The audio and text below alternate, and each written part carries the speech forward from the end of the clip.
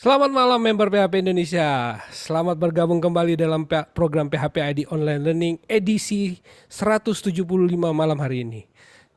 Minggu ini tuh ada 4 kali, 3 kali ya, 4 kali online learning. Jadi kita ketemu terus nih minggu ini. Saking banyaknya. Tapi it's okay, saya tetap semangat mengerjakan program ini karena saya tahu program online learning adalah kesempatan buat teman-teman untuk terus belajar, mengikuti perkembangan dan teknologi dari aneka perusahaan yang terus berkontribusi di PHP Indonesia. Dan malam hari ini kita kedatangan pemateri keren dari Kiskas. Mereka ini platform yang saya sudah dengar mereka itu dari 2 atau 3 tahun lalu. Waktu itu saya masih kerja di Podomoro, tiba-tiba ada orang Kiskas datang ke kantor untuk present. Wah, waktu masih awal-awal tuh Kiskas. Saya ingat banget aduh saya lupa sih namanya, ada orang Singapura 2 orang dan orang Indonesia 1 orang. Wah, kita ketemu waktu itu. Jadi saya sudah kenal, tapi memang ya mungkin banyak teman-teman yang belum tahu. Oleh karena itu, terima kasih banget karena Kiskas menjadi salah satu sponsor dari program PHP di Online Learning. Biar kita mensosialisasikan brandnya, produknya, jasanya ke komunitas. Biar teman-teman juga kalau misalnya nanti punya keperluan yang terkait dengan messaging dan sebagainya, bisa menggunakan produk-produk dari Kiskas. So, hari ini kita bersama dengan Om siapakah ya? Bill, aduh panjang namanya soalnya. Bill aja gitu. Om Bill Tantowi Jauhari. Betul. Cuma saya nggak tahu nih, di sana jadi apa Om Bill? Jadi engineer atau apa? Soalnya nggak disebut sama saya. Ya, back-end developer. Backend developer dari Kiskas. Nah, kita hari ini akan bahas satu topik keren. Account Recovery Management with WhatsApp OTP with Kiskas. Saya sih menduga-duga, jangan-jangan nih kayak model-model orang mau registrasi ya kirim verifikasi begitu-begitu kali mungkin. Tapi ya pokoknya topiknya menarik deh. Hari ini kita akan dengar dari Om Bill, dia akan bercerita mengenai account recovery menggunakan WhatsApp OTP via Kiskas. So, seperti biasa format acara berlangsung selama 45 menit pertama bagian presentasi, dan di bagian kedua saya menantikan pertanyaan teman-teman. Jangan lupa sampaikan pertanyaan teman-teman di kolom komentar. Kalau sekarang sudah ada 14 orang, kalau boleh absen deh. Soalnya nggak ketahuan nih 14 orang ini siapa aja nih. Siapa aja biar saya gitu, biar saya tahu siapa aja yang sudah ikutan. Nah, dan program PHP AD Online Learning terselenggara berkat kerjasama PHP Indonesia dengan sponsor-sponsor dalam hal ini dari Niaga Hoster, dari Kodepolitan, Refactory, Kiskas, Sendit, dan Rumah Komunitas. Terima kasih untuk sponsor-sponsor yang terus mendukung program ini. Salam sehat selalu untuk setiap masing-masing CEO-nya dan seluruh staf yang bekerja di sana. Kita tetap semangat, kita tetap berjuang di tengah pandemik, dan kita going to next level di tahun 2022 ini. So, tanpa menunggu lama lagi, kita akan segera mulai PHP AD Online Learning edisi 175 dengan Om Bill Tantowi Jauhari. Waktu dan tempat saya serahkan, sebentar saya setting dulu. Oke, supposed to be oke sekarang. Oke. Saya coba tes dulu ya. Udah masuk belum ya? Sudah kelihatan? Oke, Ya. nice. Saya coba Oh, slide-nya. yes, perfect. Oke. Selamat malam semuanya, teman-teman, terutama juga Om Peter. Terima kasih atas kesempatannya di sini, dan juga kepada Kiskas ya, udah ngasih amanah buat ikut presentasi di sini. Perkenalkan, saya Bill Tantowi Jauhari, backend developer dari Kiskas. Saya sekarang tinggal di Malang.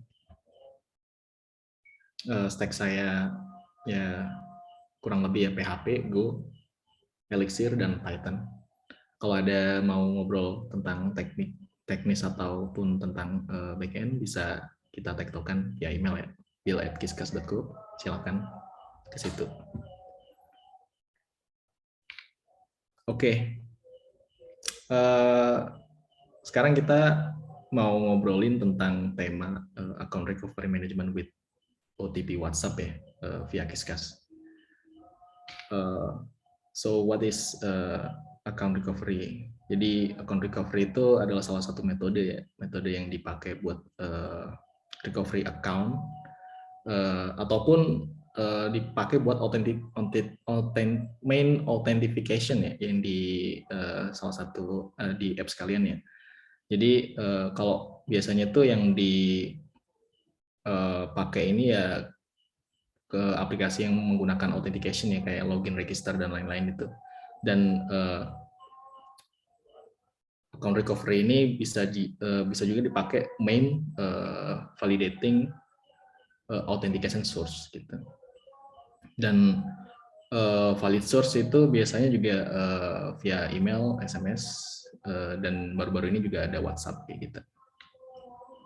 Oke, status quo. Currently the most used source of authentication is email and SMS ya. Kenapa ya? Kenapa email dan SMS gitu yang paling common sekarang itu?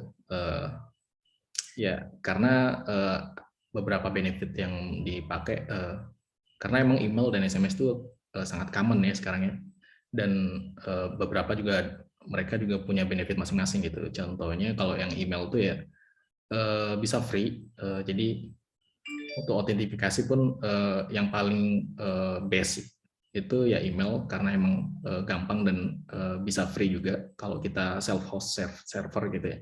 Ataupun third party lain itu juga bisa ada yang free trial atau free limited ya.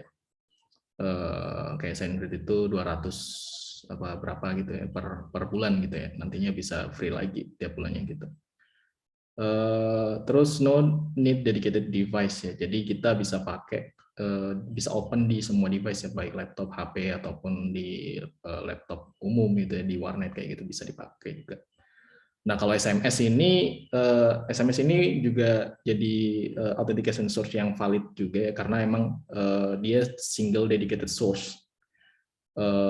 Jadi nomor yang udah didaftarkan itu pasti receive dan diterima oleh satu device, dan otomatis itu juga ke receive ke orang yang tepat gitu kan ya.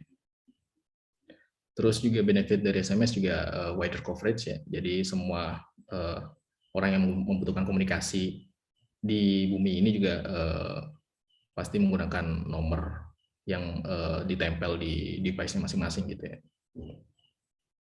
Oke. Perusahaan-perusahaan yang menggunakan authentication email dan SMS ya. Hampir semuanya sih ya, emang sebenarnya ini salah satu contoh aja. Gojek, Tokopedia, Bukalapak, Shopee, sosial media, mereka semuanya menggunakan email dan SMS sebagai authentication source dan lain-lain. Dan kalian pun pasti, teman-teman juga pasti kalau bikin aplikasi ataupun pas bikin startup ya, kalau bikin aplikasi yang udah membutuhkan authentication, membutuhkan account, otomatis email dan SMS ini menjadi mandatory gitu. Mandatory agar account yang dipakai oleh user tetap aman gitu, nggak ke hijack atau kena hack oleh orang-orang gitu kan ya, disalahgunakan oleh hacker gitu, kurang lebih kayak gitu. Tapi walaupun mandatory nggak menutup kemungkinan akan adanya problem gitu kan ya. Jadi baik email maupun SMS itu punya problemnya masing-masing gitu, dan salah satunya adalah kalau email tuh there is no dedicated device belonging email, it could be open anywhere. Jadi kalau nggak punya dedicated dan nggak dipakai, nggak punya dedicated device ya, itu otomatis bisa di open anywhere ya, dan nggak cuma di open oleh yang punya juga, tapi juga bisa di open oleh orang lain gitu. Ya kalau orangnya orangnya nggak ngapa-ngapain sih aman-aman aja sih emailnya, tapi kalau yang ngebuka hacker kan jadinya kacau gitu kan ya, bisa disalahgunakan gitu. Dan selanjutnya hackable ya, many social media victim was hijacked from email ya. Jadi banyak banget ya email scam ya di email, yang biasanya itu masuk spam juga kayak gitu kan. Ya banyak modus-modus kayak gitu, dan biasanya itu ngasih link buat phishing ya, phishing biar bisa tahu email dan passwordnya kayak gitu. Terus juga kalau kita pakai email sebagai autentikasi, itu biasanya juga kadang masuk spam ya, kadang masuk spam. Apalagi kalau source-nya SMTP servernya itu nggak valid ya, itu biasanya juga kena spam filter gitu sama email providernya kayak gitu. Dan itu bakal ngasih bad experience juga sih sama ke user ya, jadinya udah recover account bolak-balik pakai email tapi ternyata nggak ketahuan karena emailnya udah masuk tapi masuk spam gitu. Nah, itu juga bad experience ya. Terus SMS ya, SMS di sini ya SMS ini kan butuh masking ya, masking need to propose to into all provider gitu. Jadi kalau kita pakai SMS sebagai autentikasi biasanya kan yang ngirim SMS itu ada title-nya gitu. Contoh kayak Kominfo atau dari apa namanya? Peduli Lindungi kayak gitu kan. Biasanya itu ada title-nya, siapa Peduli Lindungi masuk ngasih link sertifikat kayak gitu. Nah, untuk masking kayak gitu itu dari SMS provider itu butuh apa namanya? Butuh nge-propose ke semua provider gitu. Jadi contoh kalau di Indonesia itu ada Telkomsel, Indosat, XL, ya mereka harus nge-propose ke tiga-tiganya gitu. Sayangnya nggak cuma 3 provider itu, masih banyak yang lainnya gitu kan. Jadi harus nge-propose ke semua itu biar bisa masking gitu. Nah itu takes longer time gitu. Setahu saya tuh kurang lebih ada 3 mingguan ya, 3 mingguan untuk bisa dapat masking kayak gitu. Dan itu pun nggak semua nggak mesti accept ya. Bisa juga di reject gitu. Terus the number can be expired and resell in market and could be belongs to stranger ya. Jadi nomor kita itu kalau nggak diisi pulsa gitu kan, kalau nggak diisi pulsa ya bakal masih masa tenggang dan bakal expired gitu. Dan ternyata ada peraturan baru dari pemerintah gitu kan. Kalau nomor itu udah expired, dia bakal hangus dalam waktu 60 hari gitu. Jadi 2 bulan bakal hangus nih. Dan kalau udah hangus, dia bakal di-recycle dan dijual lagi ke pasar gitu. Dan bayangin kalau nomornya itu dipakai orang lain gitu, dan padahal dia nomornya itu udah nomor yang mandatory yang penting bagi kita dan mungkin udah attach ke banyak account gitu. Nah itu bakal bahaya sih di situ. Kemarin juga saya punya experience juga gitu kan. Kemarin saya beli nomor perdana buat istri saya gitu kan. Ternyata waktu istri saya register ke aplikasi Gojek ya pakai nomor itu, ternyata udah dipakai orang lain nomornya itu. Dan di situ tertulis nomor orang lain, nama orang lain itu pakai di akun Gojeknya itu. Dan wah ini ternyata ya real problem gitu ternyata.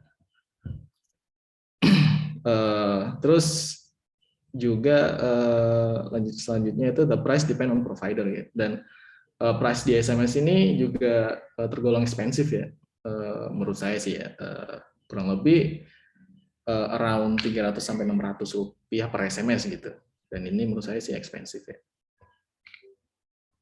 Oke. Is email and SMS is reliable enough for authentication? Yes, I think yes, but it could be optimized using WhatsApp. Oke, kenapa? Habis ini saya akan jelasin. Why we should using WhatsApp for authentication?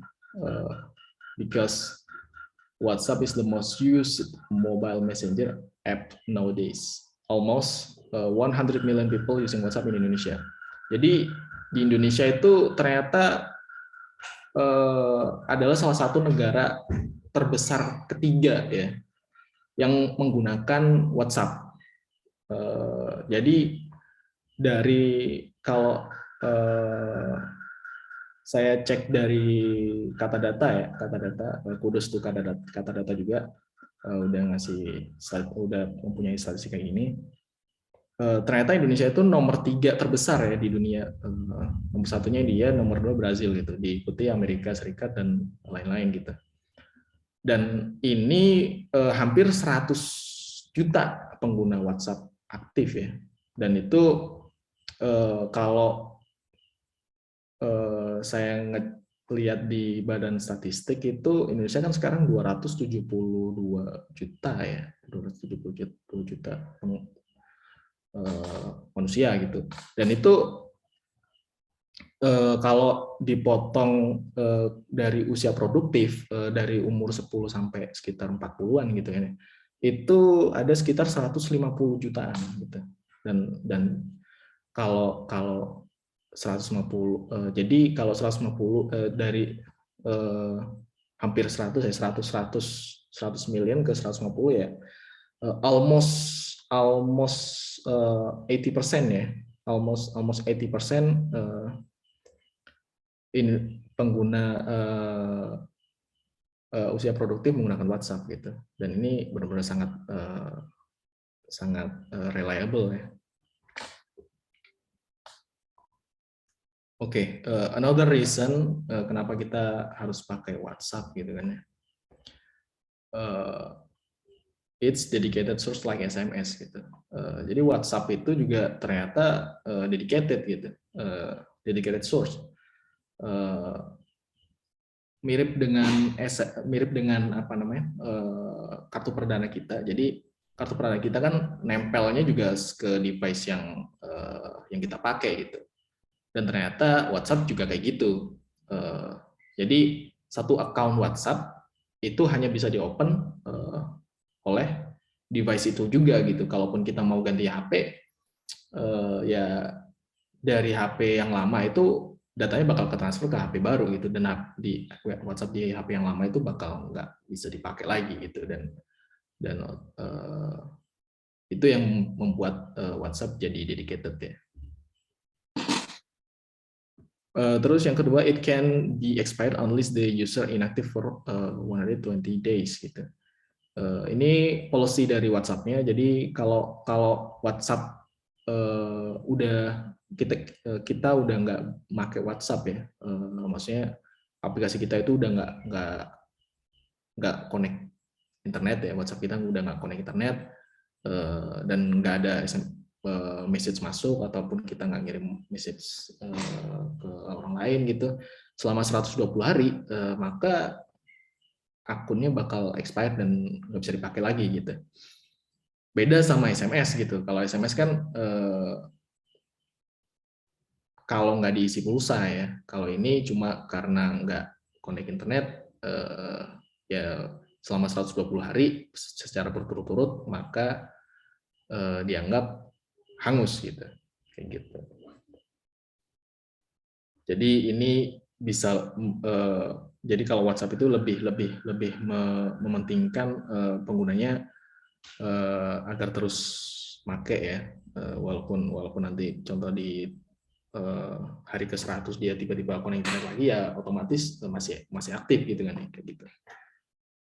Terus juga it's encrypted so the OTP can be sniffed over the network ya. Karena WhatsApp ini menggunakan internet, jadi ada possibility bisa di sniff ya, bisa di apa namanya, paketnya itu bisa dicek, dilihat, dan apa aja yang data yang outgoing, maksudnya keluar dan masuk gitu. Tapi karena encrypted, end-to-end encrypted ya, jadi sniffing itu nggak mungkin bisa ya, karena cuma device penerima dan pengirim yang punya key untuk bisa open, yang bisa decrypt paket datanya gitu. Jadi almost impossible gitu, almost impossible. Terus juga it could be save your money. Ya WhatsApp ini lebih murah ya daripada SMS, tapi lebih mahal daripada email. Tapi nanti ini bakal saya jelasin lagi di next slide ya. Oke, selanjutnya the masking should be faster, easier than masking SMS gitu. Nah, kalau masking SMS kan tadi udah saya singgung itu dia nge-propose ke semua provider gitu. Tapi kalau yang nge-propose-nya satu-satu gitu. Tetap dari SMS, dari apa namanya? Provider SMS gateway-nya. Tapi kalau kita pakai WhatsApp, kita kalau mau masking ya, pengen nomor kita itu ada langsung ada namanya, terus ada verified badge gitu, atau istilahnya kalau di WhatsApp itu green tick ya. Itu user bisa nge-propose ke BSP, dan BSP bisa nge-forward ke WhatsApp, dan itu cuma nunggu beberapa hari ya, paling cepat itu 1 hari, paling lama itu 1 minggu gitu ya. Ada syarat-syaratnya juga, ada policy-nya juga, karena nggak semua propose itu bisa diterima ya, bisa juga di reject gitu dengan alasan-alasan yang udah ada di policy-policy-nya WhatsApp gitu. Tapi common rejection itu biasanya itu karena ini ya, yang nge-propose itu, atau contoh perusahaan yang nge-propose itu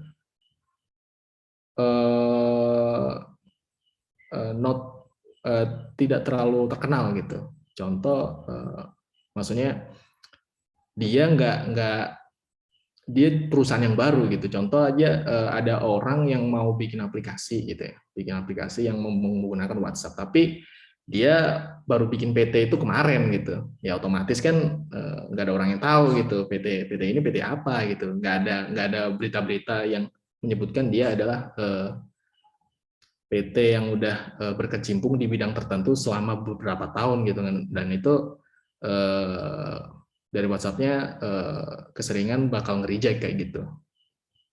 Tapi kalau udah apa namanya PT yang udah atau lembaga pemerintah ya, itu bakal approve-nya bakal lebih tinggi gitu, kesempatan approve-nya gitu. Terus juga the masking should be globally gitu. Jadi kalau di WhatsApp itu kan kita nge-propose ke WhatsApp ya. Dan kalau kita ternyata punya klien di luar negeri gitu ya, atau maksudnya di Jepang atau di Amerika gitu, kita nggak perlu nge-propose lagi untuk bisa masking di sana gitu. Dan itu kita cukup masking sekali, kita cukup nge-propose sekali, dan masking itu akan berlaku di semua negara gitu. Beda dengan SMS gitu. Nah, kalau SMS kan kita nge-propose ke provider gitu kan. Nah, kalau ternyata kita punya klien di Amerika ataupun di Jepang dan lain-lain, dan provider kita itu nggak nge-cover ke sana gitu, otomatis ya kita harus nge-propose di sana gitu. Nah, itu jadi PR baru gitu.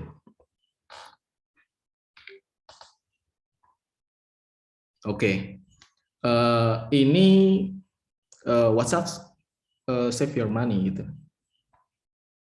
Nah, ini benefit yang sangat kerasa ya di WhatsApp ya. Jadi kalau dibandingin sama SMS itu WhatsApp sangat jauh lebih murah ya, walaupun kalau dibandingin sama email pasti lebih murah email gitu.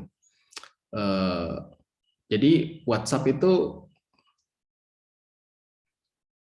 updated price-nya itu sejak 1 Februari kemarin ya, 1 Februari 2022, dan price-nya itu bisa dilihat semua orang ya, bisa dilihat developer ataupun yang mau bikin service WhatsApp gitu kan, di account developernya Facebook ya.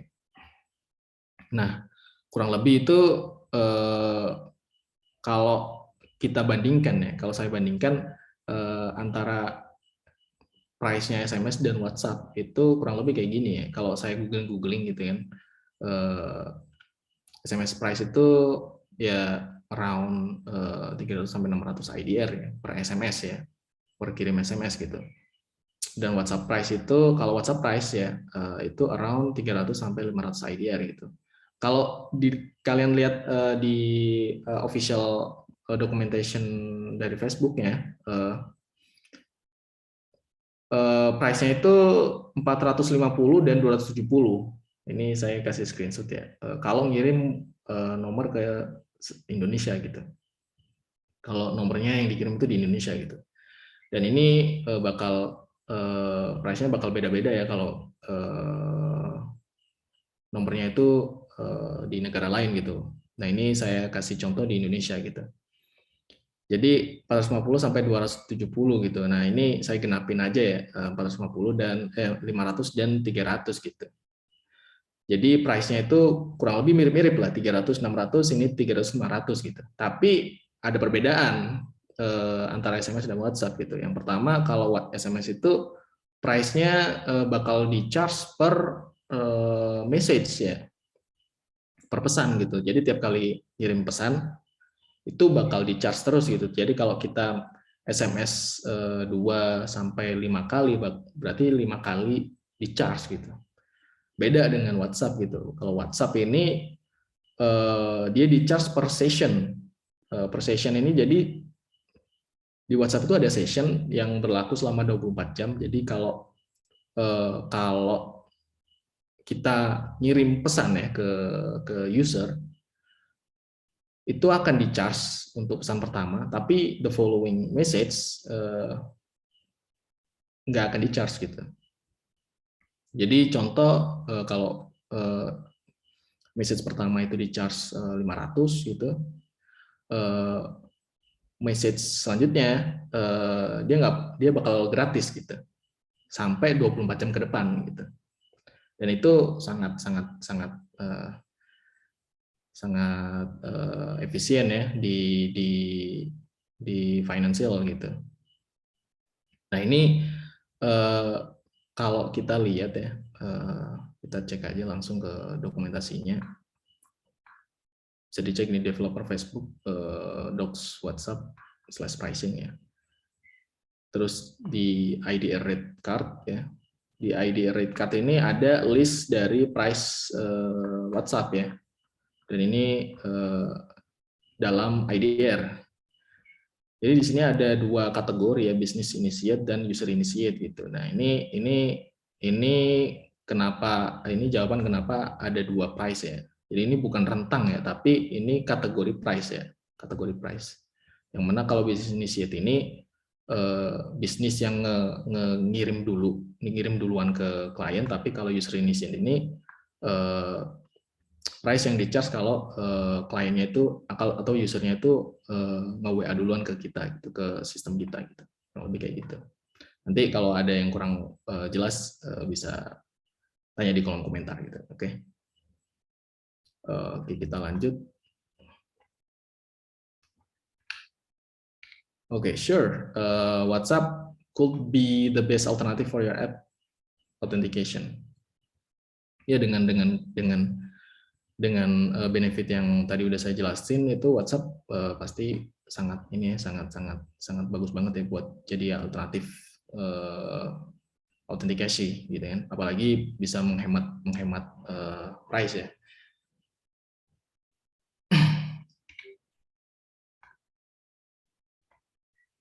Oke, sekarang how to implement WhatsApp as authenticator gitu. Nah, kalau kita mau implement WhatsApp sebagai authentication source, itu kita nggak bisa connect langsung. Contoh, saya sebagai individu developer ya, saya mau nyoba integrasi dengan WhatsApp gitu. Integrasi dengan WhatsApp itu saya nggak bisa langsung integrasi ke WhatsApp-nya langsung gitu, nggak bisa gitu. Itu udah policy dari WhatsApp-nya ya. Tapi developer individu seperti saya ini bisa integrasi dengan WhatsApp dengan bantuan yang namanya BSP. Ya, BSP itu business partner ya, business partner. Dan business partnernya WhatsApp ini udah tersebar di seluruh dunia. Di Indonesia salah satu BSP-nya itu adalah Qisqas gitu. Nah, Qisqas ini adalah official WhatsApp business provider in Indonesia gitu. Kita udah udah sangat experience banget dengan menggunakan partner dengan WhatsApp ya, dan kita pun sangat sering banget jadi salah satu early adopter ya, fitur baru yang dari yang WhatsApp bakal update di Indonesia gitu. Kalau pengen tahu lebih jauh dengan WhatsApp, dengan Qisqas ya, bisa cek aja di Instagram, Twitter, Facebook, dan websitenya qisqas.com. Di situ banyak informasi. Dan kalau pengen teman-teman developer pengen tahu lebih jelasnya tentang cara integrasinya dengan Qisqas ya, di situ juga udah lengkap, ada dokumentasinya. Oke. Qisqas WhatsApp API Documentation. Nah, di sini teman-teman developer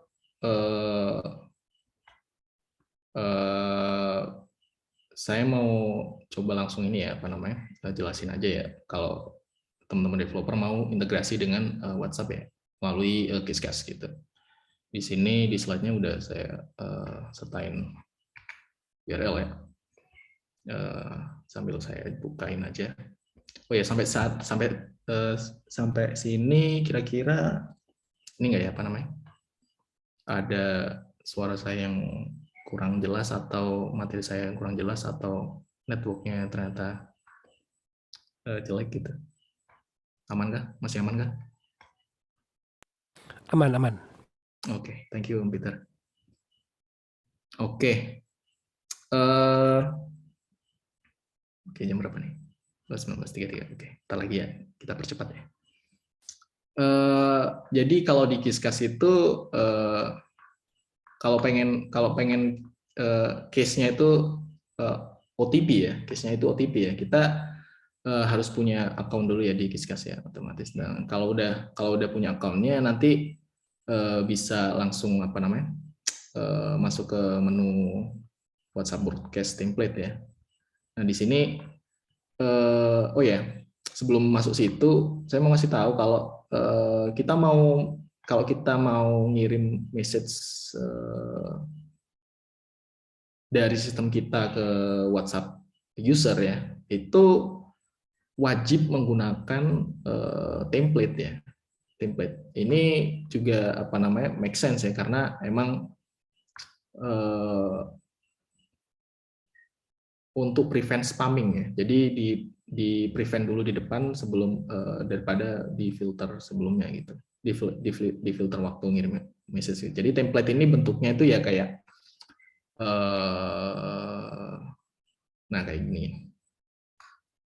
Kalau di kalau di Zoom tuh mirip-mirip kayak gini. Jadi kita predefine teksnya, predefine teksnya. Jadi teksnya itu kita pengen kayak gimana nanti kirim ke kliennya.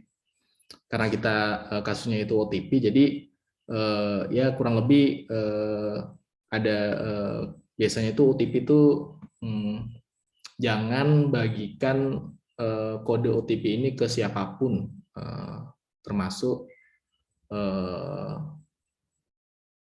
contoh perusahaannya Qisqas, termasuk Qisqas sendiri gitu, jangan dibagikan gitu. Ini harus kamu pakai sendiri, kurang lebih kayak gitu. Dan terus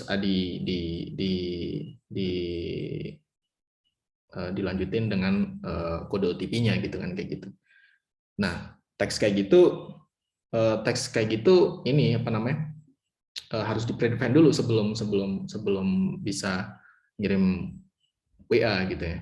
Jadi nantinya teks itu template itu nanti bakal disubmit dulu ke Qisqas, nanti Qisqas bakal nge-forward ke WhatsApp apakah, dan nantinya dari WhatsApp itu bakal nge-review ya, apakah template ini layak dan bisa dipakai buat ngirim message dari sistem kita ke sistem developer ke user kayak gitu. Oke, ini ya. Jadi kalau udah proses submitnya itu kayak gini ya. Teman-teman nanti saya bagikan linknya juga di ini. Oh ya, minta Om Peter nanti ya dibagiin juga ya mungkin ya. Jadi kurang lebih nanti ada headernya itu bisa image, ataupun nggak ada header nanti langsung body, bodinya itu teks, bentuk teks yang nantinya itu ada template-nya, ada value yang harus dynamic kayak gitu.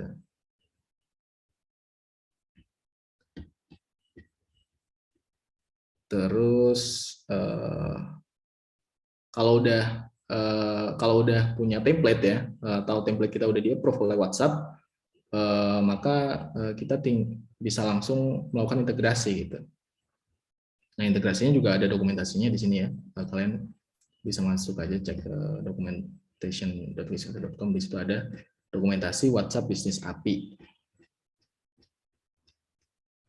Nah, di sini juga banyak ya dokumentasinya, tapi kita fokus aja ke template message ya. Template message ada di sini, template message. Nah, ini ada template message. Nah, template message ini yang saya kasih tahu tadi gitu. Jadi kita ngirim message itu menggunakan template gitu dari sistem kita ke WhatsApp gitu. Dan Qiskas sudah ngasih dokumentasi yang kurang lebih cukup lengkap ya. Jadi nantinya kurang lebih payload yang harus disiapkan, komunikasinya kan pakai REST ya, pakai REST ya. Jadi nanti juga bakal ada endpoint, header dan payload body ya kayak gitu. Oke.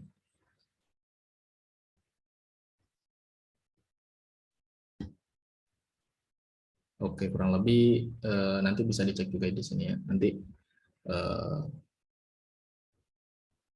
habis ini kita langsung coba POC ya. Oke, proof of concept ya.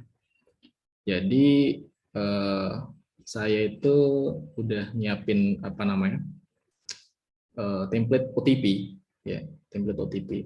Ini saya udah nge-propose ke WhatsApp dan bisa maksudnya di approve ya sama WhatsApp kalau template-nya itu kurang lebih kayak gini gitu. Jadi teksnya itu ada constant text ya. Ini jangan beri kode ini ke siapapun termasuk oke Laravel nih. Laravel ini apps-nya sistemku tadi yang bikinnya. Terus waspada penipuan, ubah password, menggunakan kode verifikasi OTP, dan ini ada angka OTP, 6 digit OTP. Kayak gitu. Oke, kita langsung masuk aja ke POC ya. POC. Jadi kalau apa namanya? Di sini saya coba praktekkan dulu ya.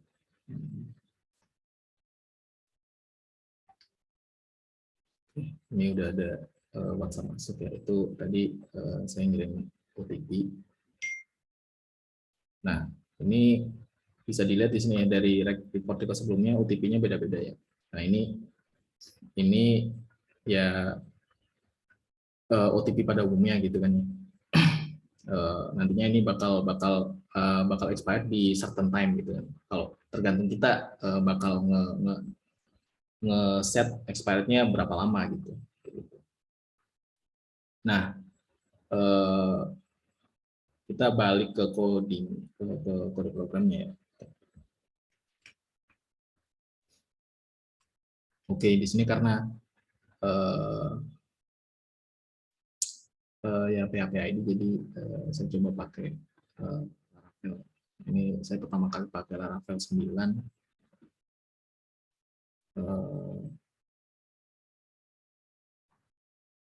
Jadi di sini integrasinya cukup mudah ya.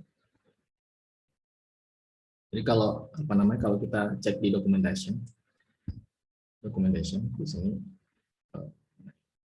ini kalau cek di documentation di sini kan message template itu endpoint-nya yang dipakai itu adalah businessanalytics.com, WhatsApp, v1 FID-nya apa, channel ID-nya apa, terus slash message gitu kan.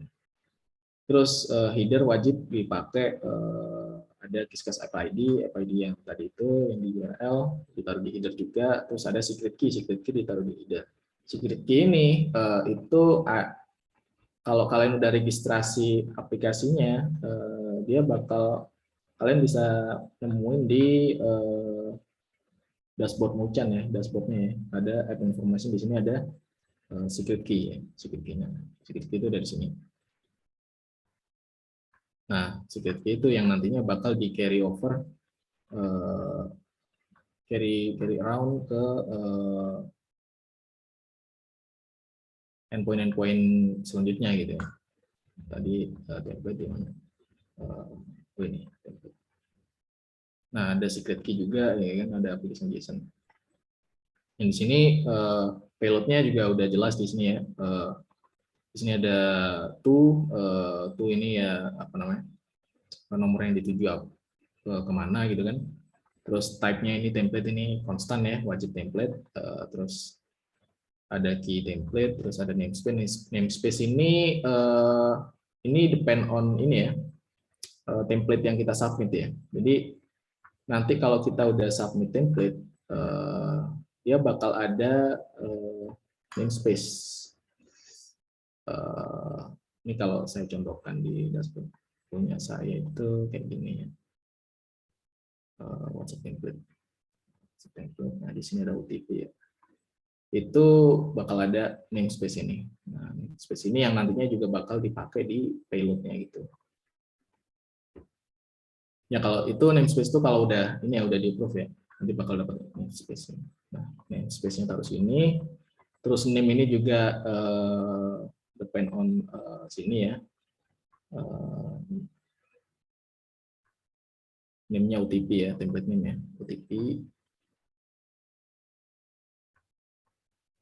Terus language-nya ID ya, karena kita waktu submit itu ada pilihan language juga, dan itu bisa dipilih language-nya apa aja. Tapi karena di case ini saya kasih ID. Ini ada komponen ya, komponen itu depend on what we submit in multi channel dashboard ya. Jadi di situ pasti ada header dan body, tapi ini nggak required ya. Jadi kalau kita kalau kita nggak kasih header ya nggak apa-apa. Jadi nanti atau nggak pakai body juga nggak apa-apa. Tapi jadi tinggal constant text gitu. Tapi kalau ada parameter yang dynamic itu kita butuh itu parse di sini ya. Di sini ada header, ada body. Type-nya teks ini bebas ya. Di sini juga bisa type media. Itu kalau header-nya image ya. Kalau kontennya image, ada image-nya gitu. Oke, terus kurang lebih payload-nya kayak gitu ya. Terus gimana Kak di bagian coding kode programnya gitu. Nah, kalau di Laravel cukup simpel. Ini saya kasih payload di sini. Payload terus yang dinamis itu adalah phone number, namespace, dan ini ya. Saya punya template kayak gini ya bentuknya. Di body itu ada parameter yang ada dua parameter, user dan OTP. Kalau kalian lihat itu di teksnya di sini tuh yang dinamis itu adalah Laravel dan kode OTP.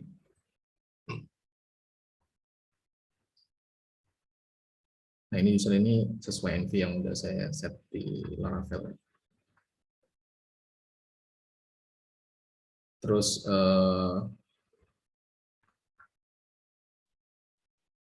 ini tuh saya bikin jobs ya. Jadi biar bisa apa namanya running individual.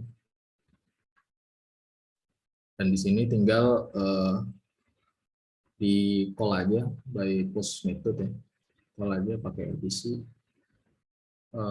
Di Laravel juga tinggal pakai HTTP, terus header-nya apa, terus di post ke URL apa, payload-nya apa gitu. Ini nanti saya juga udah nyediain kode program ini di GitHub ya, jadi nanti teman-teman developer juga bisa kalau pengen tahu lebih detail bisa langsung aja ke GitHub URL-nya. Terus tinggal dari apa namanya dari jobs ini tinggal nantinya ya di dispatch saja gitu ya, di dispatch di parsing phone number-nya apa, terus OTP code-nya apa gitu. Nah, eh, phone number dan OTP code ini, oh ya kalau OTP code ini saya punya rekomendasi ke teman-teman developer, terutama yang PHP ya. Itu ada library OTP yang menurut saya itu bagus ya. Ini dari Spom Key Labs OTP PHP. Jadi dia nyediain library buat generate OTP ya. Dan itu juga udah apa namanya support kayak Google Authenticator, dan untuk generate apa namanya OTP-nya pun nggak sekedar random string ya, tapi based on algorithm ya, based on algorithm. Jadi apa namanya ada jurnal juga teman-teman nanti kalau apa namanya interest juga bisa cek aja di ini sebelum projectnya OTP BRP. Kudus juga buat sebelum di sini saya pakai itu, terus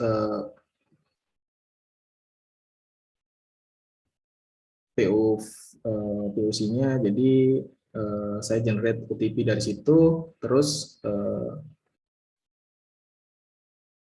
kurang lebih code-nya sangat simple ya, cukup tinggal create aja berapa waktunya, periodenya, terus create OTP-nya, dan ini OTP-nya kayak gimana gitu, OTP-nya bentuknya apa gitu, berapa digit dan angkanya apa aja gitu. Terus tinggal di dispatch aja job yang tadi gitu kan, dispatch yang nantinya bakal ngirim ke server WhatsApp, server Kiskas, dan di forward ke server WhatsApp gitu.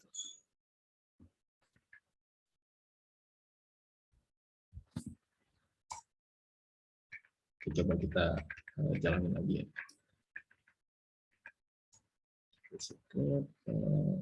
Terus ini OTP. Oke, ini kalau kita baca codingannya, ini OTP yang di generate ya dari sini. Dan ini pun yang masuk ke WhatsApp saya gitu. 577 ya, sama. Nah nantinya ya POC-nya gampang aja sih ya. Nantinya kalau bisa dilanjutin ke kalau disimpan di database dan expire-nya sampai kapan gitu kan.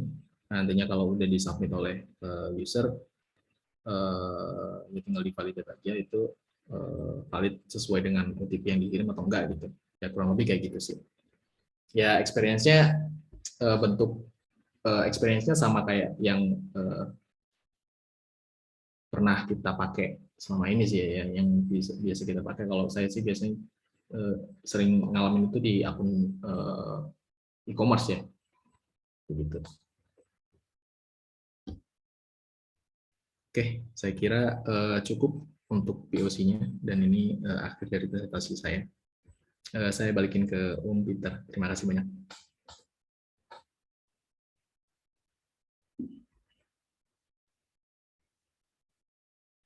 Masih Oke. Masih di mood. Saya yakin juga teman-teman developer yang lihat presentasi hari ini juga mungkin penasaran dengan source code yang di share tadi di screen, tapi kan nggak kelihatan, kekecilan soalnya. Oh, sorry. Tapi Nggak kelihatan ya. Astaga. pasti nanti katanya sih tersedia di GitHub ya tadi ya. Oh iya iya iya. Oke oke, aku share sekarang aja. Iya, kekecilan tadi nggak kelihatan. Oh iya, sorry. Resolusinya tinggi banget soalnya itu, jadi Oh nggak iya kelihatan. iya. Tapi oke, nanti teman-teman bisa nanti di share nanti saya minta linknya ya. Oh ya, oke. Siap. Oke, kita akan masuk ke sesi kedua tanya jawab. Ini sudah ada dua orang yang nanya. Dan saya masih menunggu pertanyaan teman-teman yang lain yang banyak nanyanya. Biar kita nggak cepat selesai hari ini. Kalau banyak yang nanya kan berarti masih cukup waktunya panjang. Oke, sambil menunggu pertanyaan teman-teman, ada beberapa pesan yang akan lewat dan kita akan break. Mas Bill mau sambil turun minum. Oke, PHP ID Online Learning terselenggara berkat kerjasama PHP Indonesia dengan sponsor-sponsor dalam hal ini dari Niaga Hostar. Niaga Hostar adalah perusahaan penyedia layanan web hosting yang berdiri sejak 2013 dengan misi membantu jutaan orang Indonesia untuk memaksimalkan potensi internet. Dengan memberikan mereka alat untuk belajar dan berkembang, jangan ragu untuk memilih hosting Niaga Hostar karena Niaga Hostar menggunakan data center tier 4 untuk memastikan data kamu aman dan mudah diakses. Dari Sendit. Sendit merupakan perusahaan fintech Indonesia yang menyediakan infrastruktur pembayaran untuk Indonesia. Sendit memproses pembayaran, membantu marketplace, menyederhanakan pembayaran, mengirimkan pembayaran dan pinjaman, mendeteksi penipuan, dan membantu bisnis bertumbuh secara eksponensial. Kami melayani dengan menyediakan API kelas dunia dan antarmuka dashboard yang memudahkan proses. Dan dari Kodepolitan. Kodepolitan adalah platform belajar pemrograman secara online dengan berbahasa Indonesia yang dikembangkan khusus untuk membantu generasi muda Indonesia berlatih pemrograman agar kompetitif di era industri 4.0. Dan dari Kiskas. Bingung balesin DM dan komen Instagram bisnismu yang terus membeludak? Mau bales chat pelanggan dengan cepat tapi nggak standby di Instagram?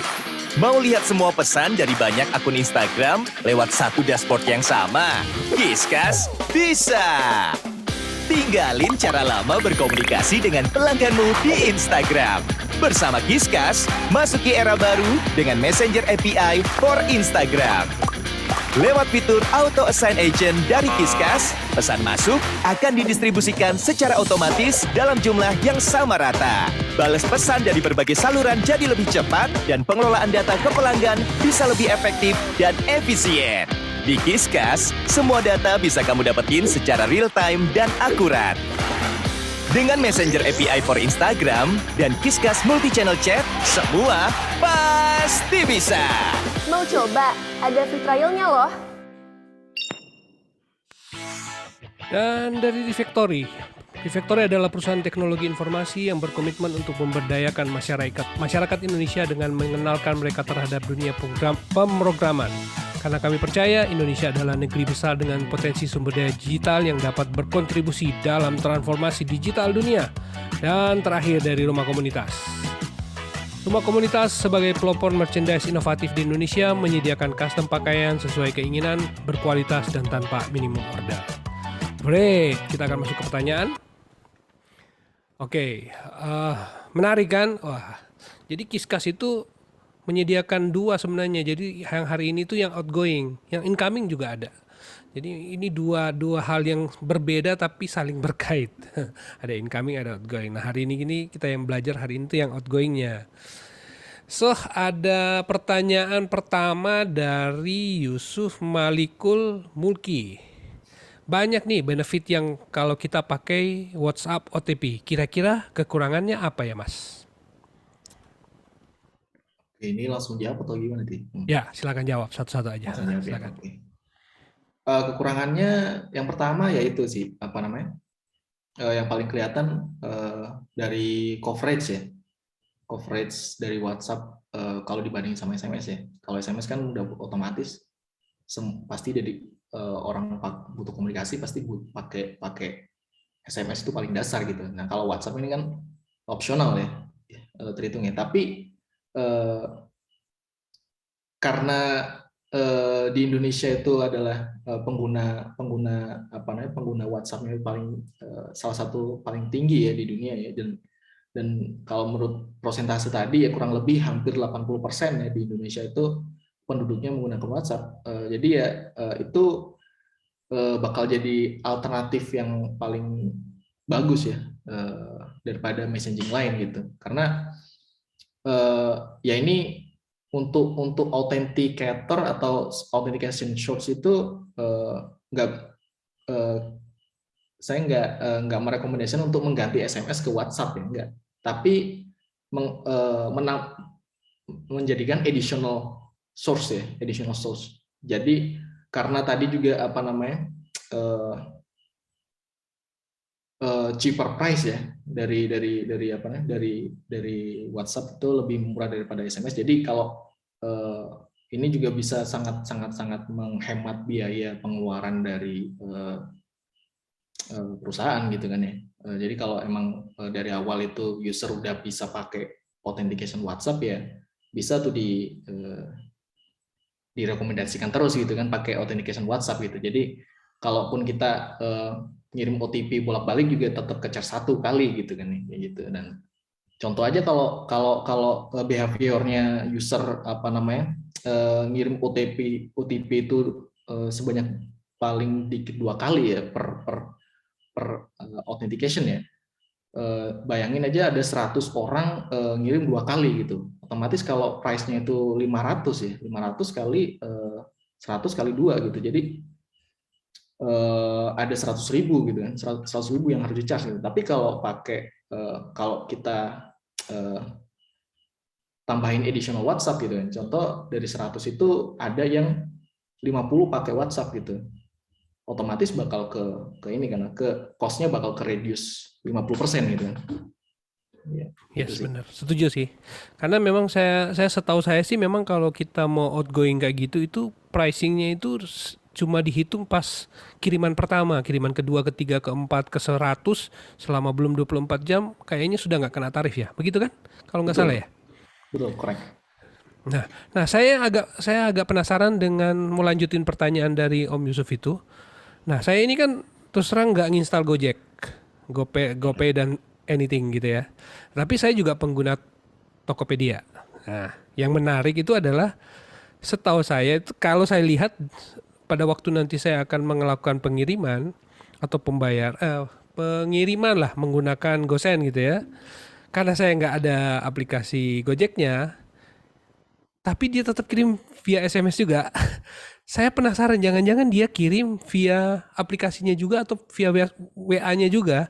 Nah, yang jadi pertanyaan saya adalah, apakah kita bisa deteksi nggak kalau seseorang user kita itu menggunakan WA atau tidak? Bisa sih, bisa banget sih. Kalau kan ini apa namanya? Kalau dari sistem kita itu ngirim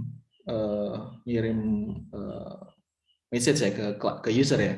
Itu dari sistem WhatsApp-nya itu dia bakal ini kan ada ini ada Respon. status message ya. Dia Oh, itu oke. send, delivered atau read gitu kan ya. Nah, itu bisa jadi parameter tuh. Ini kan kalau emang Om Peter ini nggak punya maksudnya nggak nginstal WhatsApp, otomatis kan dia bisa aja terkirim gitu, bisa aja terkirim tapi kan nggak delivered gitu kan. Nggak delivered dan nggak read gitu. Nah, otomatis kalau udah kayak gitu ya sistem kita bisa menjadikan itu parameter kalau oke, user ini Orangnya nggak nginstal ya. nggak pakai WhatsApp sebagai source dan kita nggak bisa pakai itu untuk jadi source authenticator-nya kayak kurang lebih kayak gitu sih. Oh, berarti tinggal diproses ulang pakai QI-nya bahwa ini kirimnya pakai SMS aja gitu ya, misalnya. Gitu ya. Correct. I see. Oh, oke. Menarik. Bener juga sih. Bayangin aja kalau misalnya saya mau register atau mau transaksi, send OTP. Tunggu nggak masuk-masuk padahal sedang diproses. Tiba-tiba saya resend OTP, resend lagi, kirim lagi 2 kali. Wah, kalau SMS sudah hitung 2 kali tuh.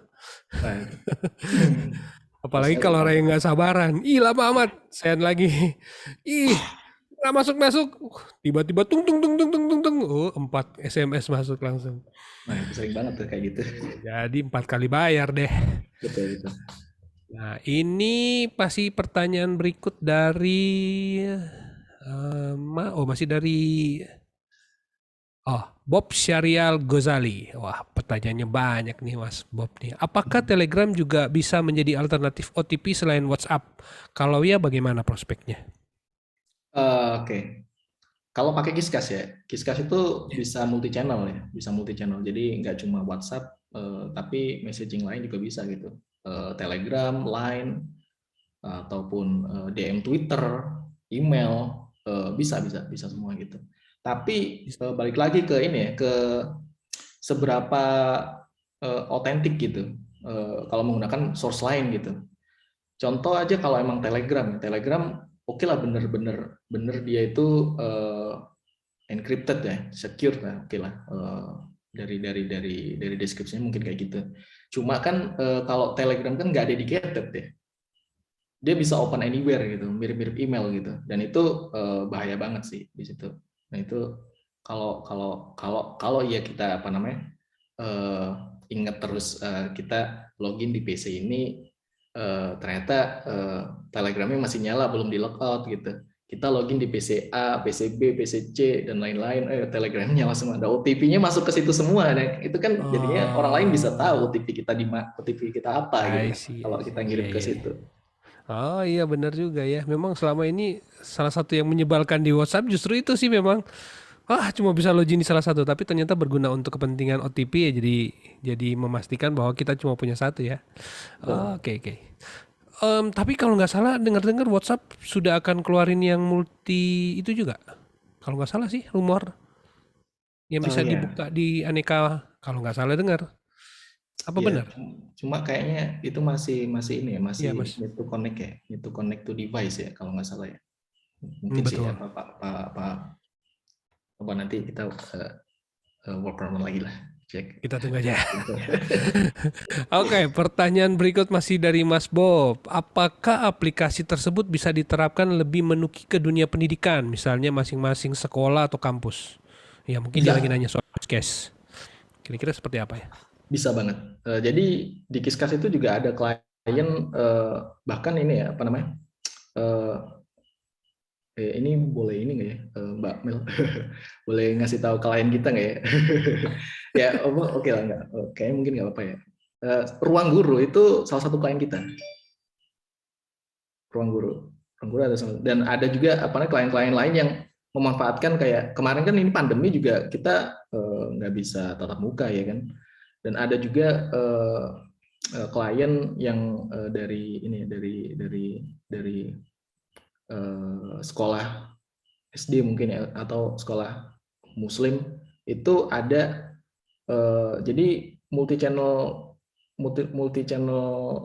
di Kiskesan ada yang namanya multi channel dashboard ya, dan itu dipakai sama guru-gurunya untuk kirim pesan, kirim apa namanya surat-surat image-image tentang apa namanya konten pendidikan, sama kayak voice mungkin pembelajaran apa namanya kiroah ya, kalau di Islam itu ada pembelajaran kiroah, dan kirimnya via voice note gitu, dan apa namanya itu bisa dipantau oleh semua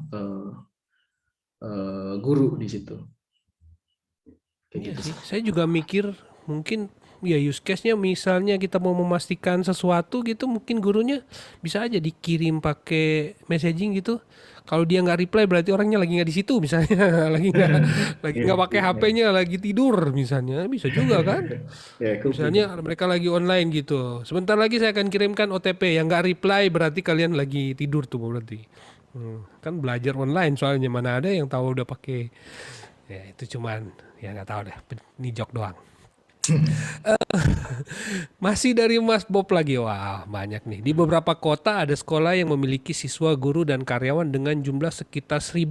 Nah, bagaimana implementasi hal-hal yang kayak gini katanya? Ada sekolah dan siswa gimana karyawan dengan jumlah sekitar 1.000.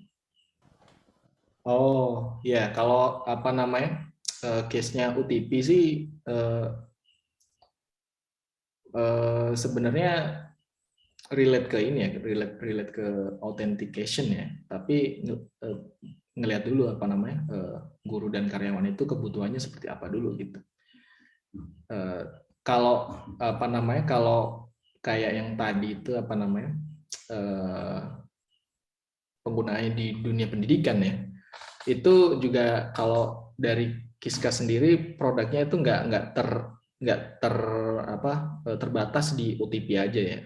OTP itu adalah salah satu bentuk case aja ya, case penggunaan WhatsApp API gitu, penggunaan WhatsApp API. Tapi selain itu Kiskas juga bisa apa namanya ngehandle apa namanya percakapan antar perusahaan dan ini apa user end user ya. Atau kalau di dunia pendidikan itu guru-guru ya 10 guru bisa berkomunikasi langsung ke semua muridnya dan itu bisa dipantau oleh kepala sekolah. Nah, itu bisa tuh. Case-nya mirip kayak itu bisa tuh. Ada pakai multi channel dashboard gitu.